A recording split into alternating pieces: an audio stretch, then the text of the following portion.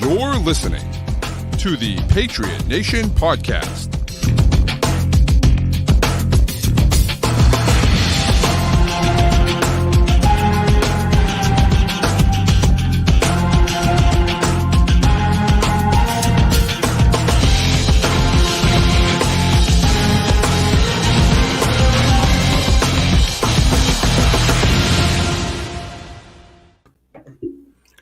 Hello and welcome to the Patriot Nation podcast, brought to you by FanDuel, official sports wagering partner of CLNS Media. Go to fanduel.com/Boston to check it out today. I'm Matt St. Jean. No Pat Lane joining me tonight. He had the pleasure of being at this one. And I'm sure he had a great time as the Patriots pick up a huge win, 21-18, their third win of the season, an impactful one, which we're going to be talking about here, breaking it all down. Once again, I'm Matt St. Jean here with CLNS Media, Patriot Nation podcast. And we got a late night here after the Thursday night game. Patriots go into Pittsburgh for the second year in a row and pull out a victory. The last time they did that was the 2010 and 2011 seasons. 2010, that was the Gronk breakout game where he dominated the Steelers in his rookie year.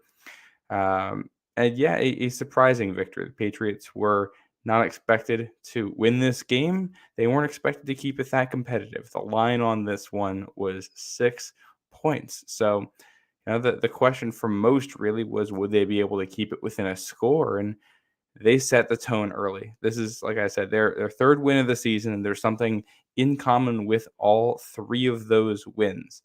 All three had double-digit point leads in the first half by the Patriots. And that's a key to victory for them. There's a team built to play from ahead, as we talked about back in the preseason. Now, obviously, that plan has not worked for them all season long, but the times where they've been able to build that lead, they have held onto it. You go back to that Jets game back in September when we still had a lot of hope for this team. They go up 10-0 in the first quarter and ride that one to a victory as the offense sputtered on a rainy day in the Meadowlands. You go to the win against the Bills. You get a field goal on the opening drive, an immediate interception turned into a touchdown, and you're up 10-0. And then tonight they go up 14-3. So we're going to get into the implications of this win, what it means to the Patriots short term, what it means for them long term. Yes, they are still technically in the playoff hunt and not eliminated quite yet, although that can change this weekend with a win from any number of teams. Could knock them out at this point. But before we get into that, let's talk about what happened in this victory that these wins have become oh so rare in New England as of late. And it started with getting off the bus ready to play. Bailey Zappe came out firing. The offensive line came out ready to go. And on the opening drive, you had a pair of really big plays. We're going to go to Juju Smith-Schuster first here, who had his best game in New England. He makes a big contested catch down the left side, double covered over a guy, a ball that maybe was an ill-advised throw from Bailey Zappe, but Juju Smith-Schuster bails him out. You see that big frame that he has show up on that as he makes the catch. He's actually been one of the better contested catch receivers in the NFL this season, too. It seems like it's been after the catch, and sometimes it's been the easier catches where he's had some issues here. But contested catches he's done well at.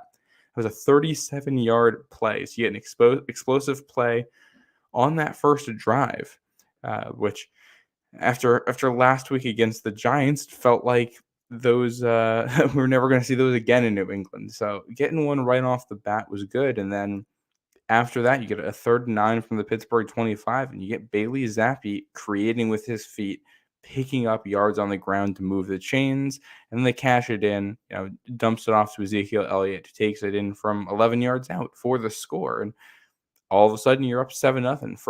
First drive touchdown since I believe the Thanksgiving game last year in Minnesota. So impressive execution there on a short week with backup quarterback and a lot of your weapons down. We didn't see this coming with the guys they were going to be out there against a good defense. And TJ Watt got injured on that first drive, and I think they took advantage of that, but they have not been able to take advantage of opposing injuries this season. So credit to them for making that happen. Um, and that was something Zappe kind of kept it going there. The defense gets an interception there later in the ball game. That was the very beginning of the second quarter, the first play of the second quarter. Jabril Peppers gets a pick, and you see the red zone execution. Bailey Zappe once again able to make some nice throws, put the ball in places where only his receivers are going to be able to catch it. That was a consistent theme in the first half for him, and it's a guy who's dealt with accuracy issues, dealt with processing issues. In the first half, he looked good on both of those fronts. He was placing balls where they needed to be.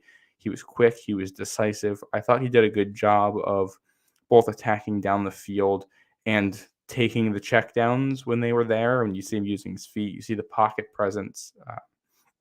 It was an improvement from what we've been seeing out of Mac Jones since the first 3 weeks of the season before the Dallas game, and really maybe the first week of the season is the last time we saw Mac Jones look anything like this when it comes to his decisiveness outside of points in that game against the Buffalo Bills. So good stuff there from Zappe, and some of the best that he has played in New England in the first half. Obviously, the Steelers did get a field goal in there, but Patriots would score another first half touchdown. Zappe became the first, I can't believe this when they said it, the first New England quarterback to throw 3 first half touchdowns since Tom Brady. But yeah, Zappe was able to do another one of these drives where he pushes the ball down the field. They have a 4-play, 59-yard touchdown drive where you generate multiple explosive plays on it. You start out with 2 short throws. Sorry, not too short. There was a short run, a short throw. End up in 3rd and 3 from midfield, and you're able from there to get into the end zone in 2 plays. And this is where I think we saw the best version of Juju Smith-Schuster we've seen all season long. He gets the 28-yard catch and run on 3rd down. That's the most explosive that he has looked after the catch at any point this season. This is a guy who came in as one of the best after the catch threats in the whole NFL last year. He's been dead last according to Next Gen Stats this year, and you could see the knee injury bothering him and his lack of agility, lack of explosiveness. Tonight, this looked a little bit more like Kansas City Juju Smith-Schuster. It's not all the way back, but getting back to 80% of that, which is a huge boost to this offense. And you start to feel a little bit better about the receiving core if he's going to be under contract next year, and if this is the result of him kind of getting healthier here. You feel a little bit better about what you might have in Smith-Schuster, or if he plays like this, your ability to trade him and get that contract off the books. He creates the huge play there. You follow it up with Zappe threading the needle into Hunter Henry for a touchdown. Henry here on his birthday, 2 touchdowns. Got to feel great for the guy doing something like that. And it's the poise of Zappe in this, his ability to push the ball down the field and find these guys. The Smith-Schuster throw was in a window where you got to be decisive on it. You got to see it and throw it immediately. You can't wait on it. You can't delay. You got to have confidence in your read to make that throw. And the Henry one, I don't know how much of that was confidence and how much of that was arrogance, making that throw to fit into that window and get it right over the outstretched hand of a Steeler defender, but it counts. It's a touchdown. And I think these are some of the plays we've seen Mac Jones be a little bit late on all season. And we've seen Bailey Zappe be late on when he's in there. Having him operate quickly has put his receivers in better plays to actually make plays, which they rewarded him with there in the first half. Just I keep saying in the first half, we're going to get to the second half in a little bit, but the offense looked very good in the first half. He scored 21 points. You have to feel confident coming out of that because of what the team has done. I mean, that's a very good showing, much more enjoyable to watch than what we've been getting, and a lot of it has to do with the offensive line. I think that was the best pass blocking we've seen them do as a unit in a while, probably their best half of the season on that front, one of their best halves, which set up the quarterback for success, which is what they needed. They routinely were able to kind of clear out the middle too. That's where Zappe, he had confidence to step up to make throws. He had confidence to step up and take advantage of holes in the running game when they were there to pick up yards on the ground. And uh, that's something we haven't seen. It's something that really hadn't been there for Mac Jones at a lot of points. And when it was there, he was not, his pocket presence wasn't there to sense that it was. So I think standing back there, delivering throws, Zappe was able to use the pocket better today than any Patriots quarterback has been able to all season long. And you got to credit the offensive line as part of that. I thought they looked very good. Things started to go off the rails a little bit right at the end of the first half. The Patriots had a chance to add to that lead more going into the break, and Bailey Zappe gets sacked as part of that. One of two sacks they gave up. They gave up a third down sack on the first possession of the second half, and I feel like that kind of set the tone for what we saw. That's where we saw, the other Bailey Zappe coming in. We saw some of the inaccuracy with throws, throwing behind guys. He almost gets picked off in there. Was very lucky that he didn't. You saw, some of the bad decisions. The interception he threw, I don't think was fully a Bailey Zappe thing. I think there's a lot of bad luck involved with that. But if you're thrown into contested windows, you're opening yourself up for more bad bounces to happen. And that was a throw short to Juju Smith-Schuster.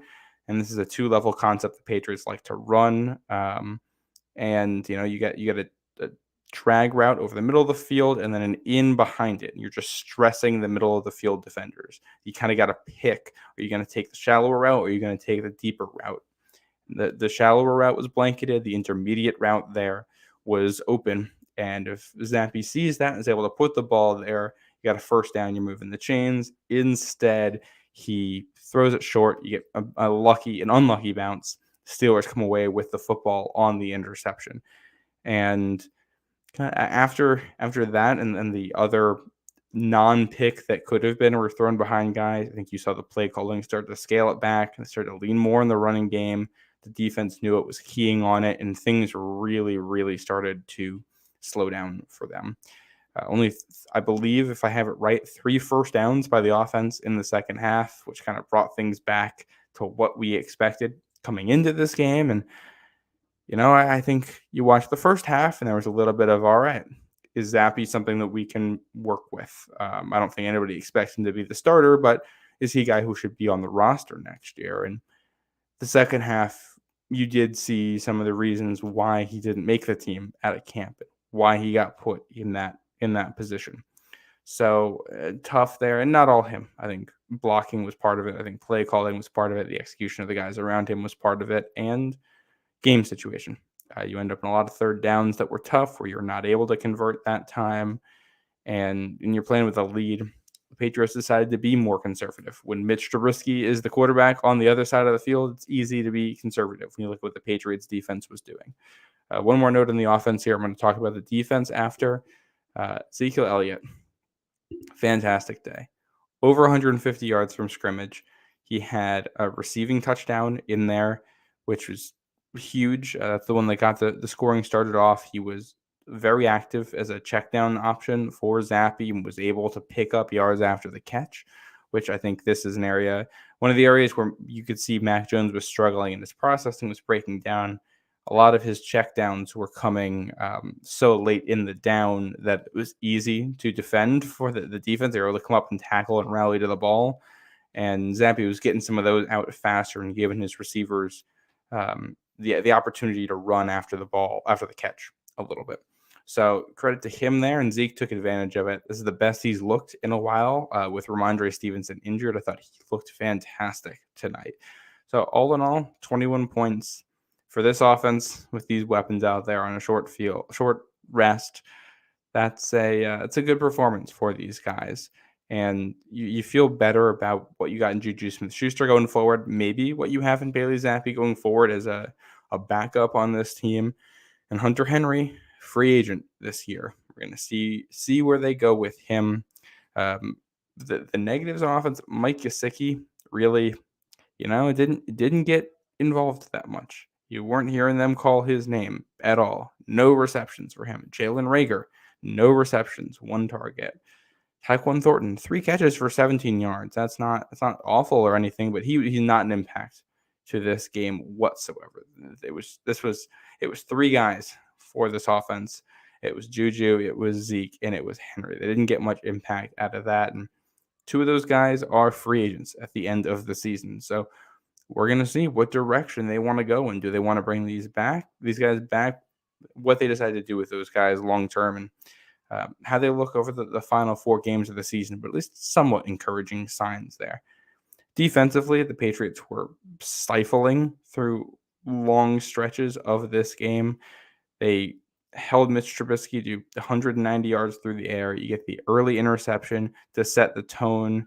You hold them to 82 yards on the ground, and 30 of those came in 8 carries from Trubisky.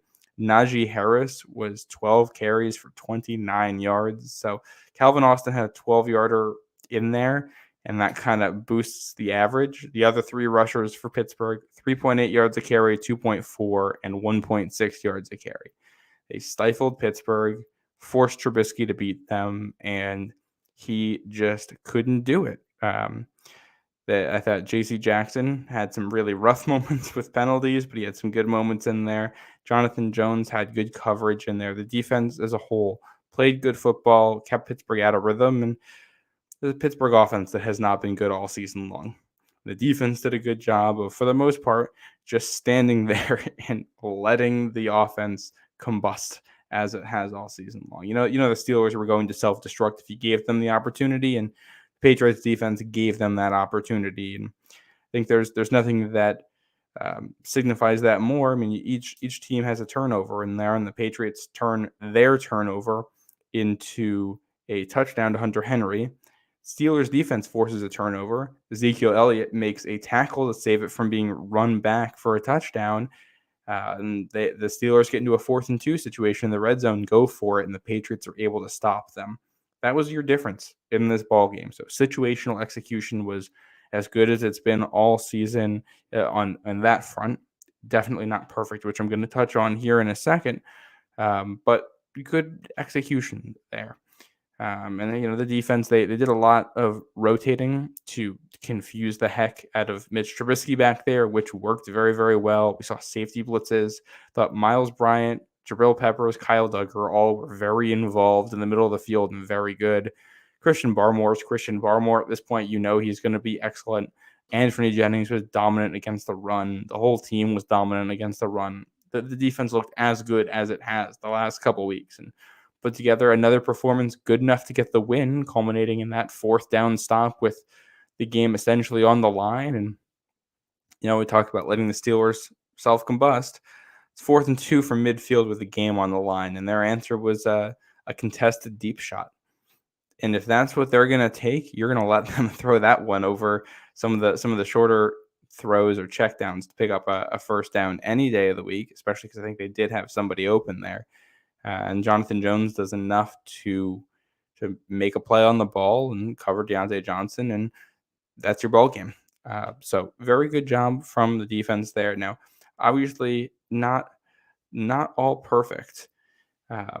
There's the punt block, which I will say I have not been overly pleased with the special teams this year.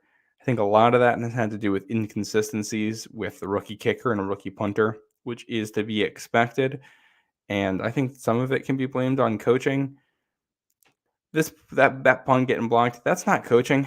That's a dude getting his ass beat. That's what happened there. Ty Montgomery has been fine all season long in that role, and he got bullied. He got walked back right into the punter on that block. And he's performed well all season, because you're not going to change it before something like that happens. Till all of a sudden it happens and it ruins your day to an extent. Patriots punted again after that and put Kyle Duggar out there instead of Ty Montgomery, and he was a lot more physical on that block and was able to not allow the next punt to be blocked. So I'll credit the adjustment there from the coaching, and I'm going to be honest, I don't know what Ty Montgomery brings to this football team at this point. He's not a good returner. You can't count him to block on special teams. He doesn't do anything for the offense. The only people to run the ball for the Patriots tonight were Bailey Zappe and Ezekiel Elliott.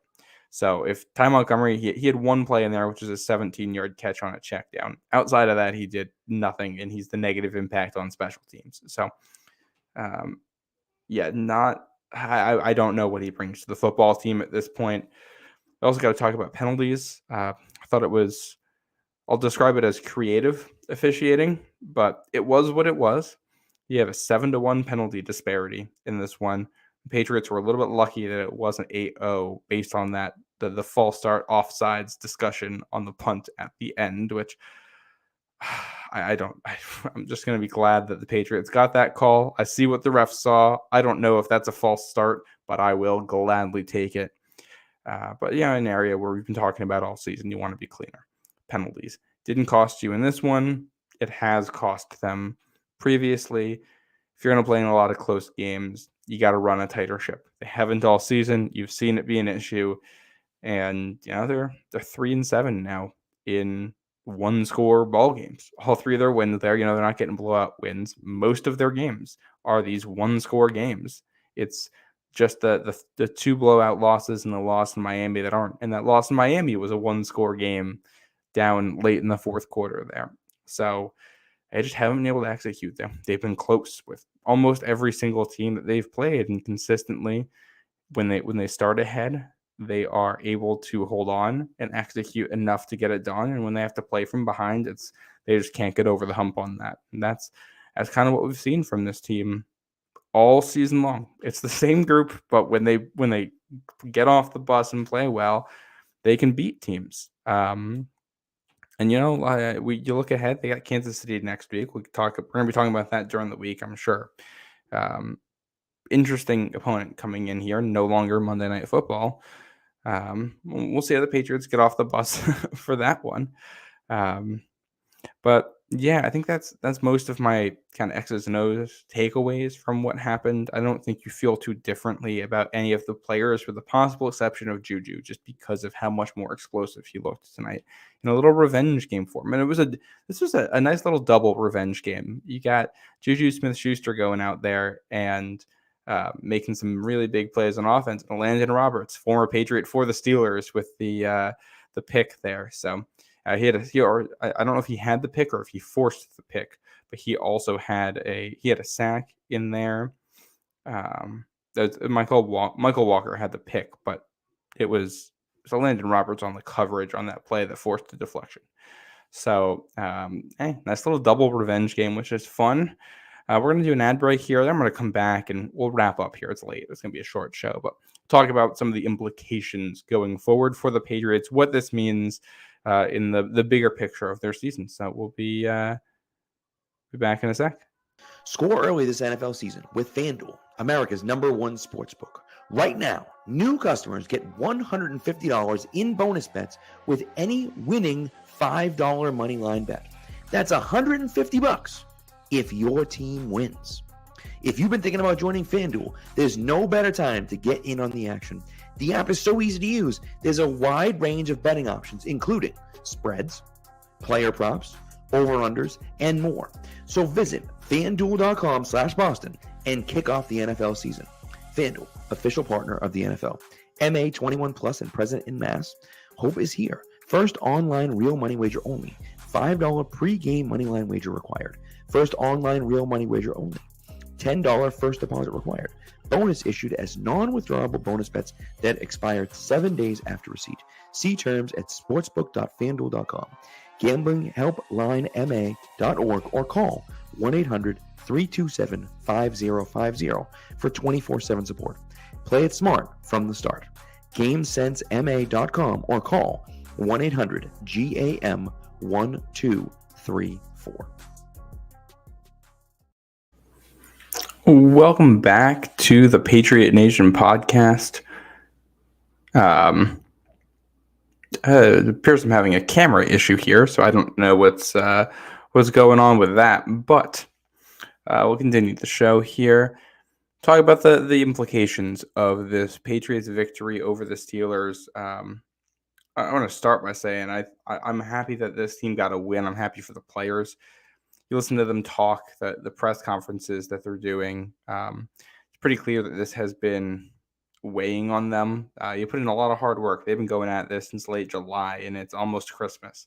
They haven't been able to get a lot out of it. And you could see after the game the relief, the elation from the players to have this finally work out for them. And I'm happy for them because they've earned this. They deserve it. They've been putting in the work. And again, like I said, nice to see it finally rewarded. You could see Zappe and Hunter Henry on the post game show there on Amazon were both very happy with the performance. And I don't know, they kind of talked about simplifying the game and just getting the ball to one another. And yeah, the typical stuff you would expect from them. Nothing groundbreaking, but good for them. You saw Zappe with his arm around Bill O'Brien as they were coming off the sideline at the end of the game there, and guys cheering going into the locker room. You get the "oh yeah" chant there in the locker room, and you beat Pittsburgh. That's always a good thing. So, as a fan of this team and fan of these players, I'm happy for them. And yeah, I mean it's always more enjoyable when it's a win. We got to talk about when it comes to the draft conversation. This really doesn't change much for the Patriots. They're probably out of the running for the number 1 overall pick now. I think that was going to be tough anyway because you'd need Carolina to win a game somewhere, and the Patriots got a fairly easy schedule here down the stretch. You need Carolina to win a game and the Patriots to not win any of them. I don't think that was very likely. Carolina, I don't think, is going to win a game. They are. That's a really bad team. If you think the Patriots are bad, I really think Carolina might be an order of magnitude worse. They're in rough shape, and they don't even get there to use their first round pick. So they're in a tough position there, and I'm glad the Patriots are not in that position that the Panthers are in. Now, the Patriots are still, they got the number 2 pick right now, and that's not changing this week. They got the tiebreaker over the Cardinals at the moment, and both of these teams are in the same position right now. So we're gonna see how this goes over the next month. But the Patriots are in good position to have the number 2 pick and are in great position to stay in the top 3, 4, 5. They're not going to drop out of that range unless something seriously changes in the next month. So not a concern here about draft position. I'm not worried about that for these guys right now. We're going to get to that when we get to that, but yeah, I'm just happy for the players themselves that they won. And I mean, one of the reasons they won is because the offensive line played better. If the offensive line plays like it did tonight, most nights you're going to have a chance. And that means you got guys who you got to re-sign on the line. You got guys hitting free agency, and I think you feel a little bit better about re-signing some of those guys and being able to be competitive with that offensive line next year. With the performance you saw tonight, obviously they were rough last week, and you get 4 more games, so it's just one game in a 17-game sample size, and really you're looking at the last probably 10 games here where they're fully healthy and figuring things out, and you got on winning with tackle, but it's best it's looked, and it keeps getting. Progression isn't always linear, but it does keep getting a little bit better. So yeah, I think that helps evaluate your offensive line. Defense, you love what's going on. It's a championship caliber defense, especially when it's healthy. So just fix the quarterback position, get some weapons, and I think you're in a good spot. Obviously, easier said than done. That's the hardest thing to do in football, right there. But if they're able to do it, they're going to be in a good spot. Matt Manito says, "Is your webcam frozen, or do you just have a profile picture up?" It looks like it's frozen. I don't really know what's going on here. I think coming back out of the ad, something broke. So yeah, I wish I had an answer there. Yeah, no, it's just totally not working. But yeah, and then as we look ahead to next week, you get a mini bye here to reset. And you try to evaluate Zappe the last month of the season. A good enough performance to build off of with still plenty of mistakes and plenty of the old Zappe. Now I'm curious to see what he looks like when they play the Chiefs. The Chiefs have a very, very, very good defense this year. And, the Patriots should be healthier for it. You should have Pop Douglas back by then. Be a good test of the offensive line once they're out there. And this is a Chiefs offense that hasn't been that great this year, and they've lost some games that the Chiefs of the last couple of years wouldn't usually be losing. I don't think the Patriots are going to win that game, but if they start out hot and are able to play like they did tonight, you never know what's going to happen in a game like that. So I'm intrigued to see what happens. Obviously, you don't expect the Patriots win, and it probably won't be a close game, but you never know. I'm curious, and if you see progression from players, I think that's a good thing and helps inform the way you want to go after this. And as to the Bill Belichick discussion, I don't think tonight changes anything when it comes to evaluating Bill Belichick, the GM. Um, I think this proves that Belichick, the coach, still has it.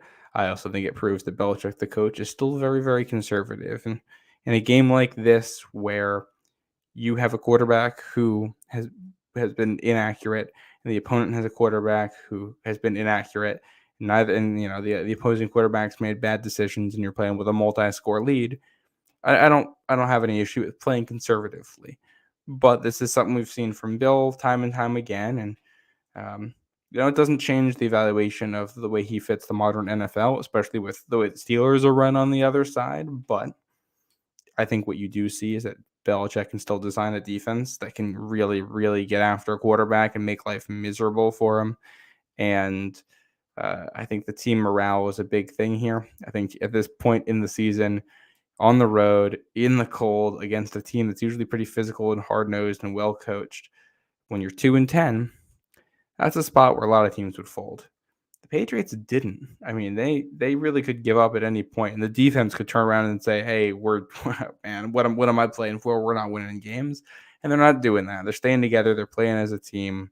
They're working through stuff, and it's not working in the big picture in large part because a lot of these players aren't that good, and that's on Bill Belichick for acquiring them and evaluating them. But I think we saw a little bit of what they imagined they were getting from Juju Smith-Schuster, and I think we saw the investments into the red zone offense.